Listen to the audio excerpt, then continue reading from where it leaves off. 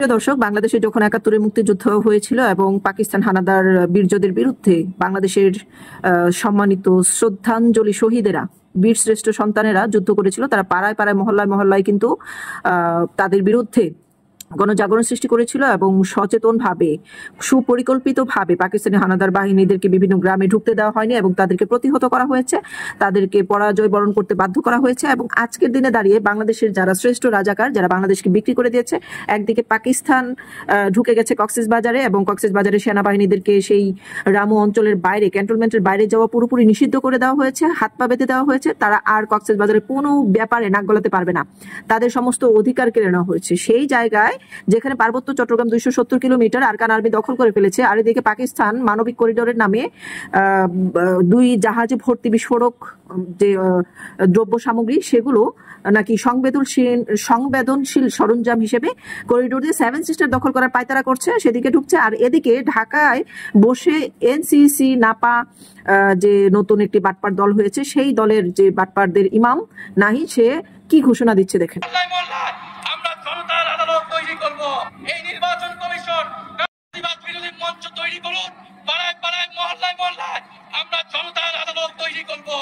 এখন আমার বলতে লজ্জা হচ্ছে যে যারা সরকার গঠন করলো, যারা সরকার হয়ে দেশ পরিচালনা করলো, সে আবার পদত্যাগ করে এখন সেই সরকারের বিরুদ্ধে নিজেই স্লোগান দিচ্ছে, সরকারকে চাপ প্রয়োগ করছে। মানে ইউনূস যা বলতে পারে না, তারা উপদেষ্টা চেয়ারে বসে সেই কথাগুলো তাদেরকে দিয়ে বলানো হয়। এবং উপদেষ্টা শয়তান ইউনূস, দানব ইউনূসের এরা কিন্তু এক একটা মাথা, মানে হচ্ছে রাহু চন্ডালের যেরকম অনেকগুলো মাথা থাকে সেরকম মাথা, তারাও একটা মাথা।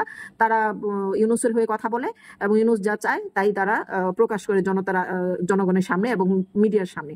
আজকে দেখেন তারা জনতার আদালত বসাতে চায় বাংলাদেশের মুক্তিযোদ্ধার পক্ষে, যারা ৭১-এর পক্ষে ছিল এবং বাংলাদেশের পক্ষে ছিল, এবং এই বাংলাদেশকে এখন বিদেশিদের কাছে বিক্রি করার পক্ষে না।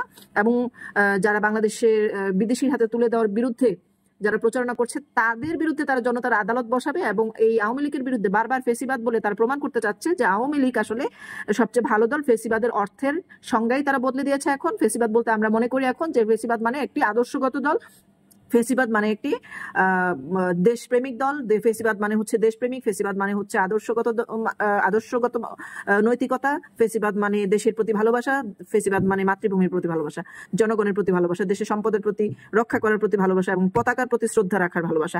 তো তারা সেই সংজ্ঞা বদলে দিয়েছে এবং তারা নিজেরা রাজাকারের শ্রেষ্ঠ আসন দখল করে বাংলাদেশের বিরুদ্ধে যে ধরনের বিভ্রান্ত সৃষ্টি করছে, যেন আমাদের ব্রেন মেন্টালিটি সবসময় ঢাকার ভিতরে কি হচ্ছে সেটা নিয়ে পড়ে থাকে এবং ঢাকার বাইরে যে আন্তর্জাতিক যে খেলা খেলছে ইউনূস, সেদিকে যেন আমাদের নজর না যায় এবং বাংলাদেশকে একটি যুদ্ধের ময়দানে পরিণত করছে গাজা বা ইউক্রেনের মতো, সেদিকে যেন আমরা মাথা ঘামাতে না পারি এবং আমরা যেন কোনো প্রতিবাদ জানাতে না পারি, তার পূর্বেই তারা আমাদের হাত পা বেঁধে ফেলার চেষ্টা করছে।